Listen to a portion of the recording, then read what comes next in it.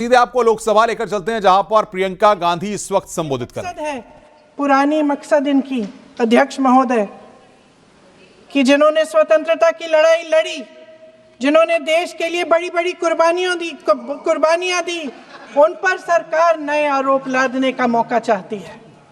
देश का ध्यान फिर से जनता के ज्वलंत मुद्दों से भटकाना चाहती है। यही एक मकसद है आपका मकसद है कि हम फिर से उसी अतीत में मंडराते रहें, उसी की तरफ हम देखते रहें जो हो चुका है, जो बीत चुका है, क्योंकि ये सरकार वर्तमान और भविष्य की ओर देखना ही नहीं चाहती। वे इस काबिल ही नहीं रही। सच्चाई ये है अध्यक्ष महोदय कि आज मोदी जी वह प्रधानमंत्री नहीं रहे जो एक समय में थे। सच ये है कि ये दिखने लगा है, उनका आत्मविश्वास घटने लगा है, उनकी नीतियां देश को कमजोर कर रही हैं और मेरे सत्ता पक्ष के साथी चुप इसलिए हैं क्योंकि अंदर अंदर से वे भी इस बात से सहमत हैं। आज देश के लोग खुश नहीं हैं अध्यक्ष महोदय, परेशान हैं, तमाम समस्याओं से घिरे हुए हैं और उन समस्याओं का हल आप निकाल नहीं रहे हैं।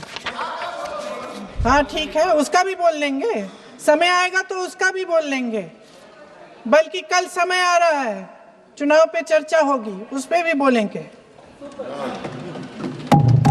अध्यक्ष महोदय, इनके भी अपने लोग दबी जबान में कहने लगे हैं कि सारी सत्ता को केंद्रित करने से देश का नुकसान हो रहा है।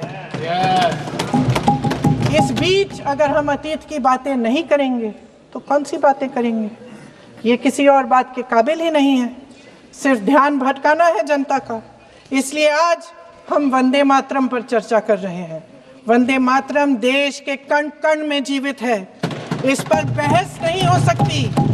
लेकिन चलिए, आपने बहस मांगी, आप बहस करना चाहते हैं, बहस करते हैं। आज इस चर्चा को प्रधानमंत्री जी ने शुरू किया, उन्होंने भाषण दिया और इसको कहने में कोई झिझक नहीं है कि भाषण अच्छा देते हैं, थोड़ा सा लंबा, लेकिन भाषण अच्छा देते हैं। सिर्फ एक कमजोरी है, अगर आप इजाजत दे तो मैं बोलूं, एक कमजोरी है। हाँ, उसी पे बोल रहे हैं, वंदे मातरम पे बोलो आप। अब सर मैंने तारीफ कर ली, थोड़ा और विषय वंदे मातरम का है तो हम वंदे मातरम पर ही रखें, ठीक रहेगा। सर ये वंदे मातरम पे ही है। सर आपने प्रधानमंत्री जी को सुना था, अब तो शुरू नहीं हुए। सर भाषण बहुत अच्छा देते हैं, लेकिन तथ्यों के मामले में कमजोर पड़ जाते हैं, बहुत कमजोर। इसमें भी एक कला होती है कि तथ्यों